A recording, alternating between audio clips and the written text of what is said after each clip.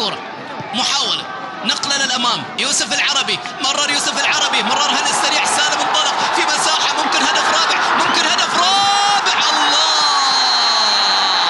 جول رابع للهلال، جول رابع لسالم الدوسري، رباعية ولا أحلى للهلال، رباعية يا أحلى ليلة تجمعنا، رباعية ولا أروع، رباعية هلالية بكل الأطراف الأربعة.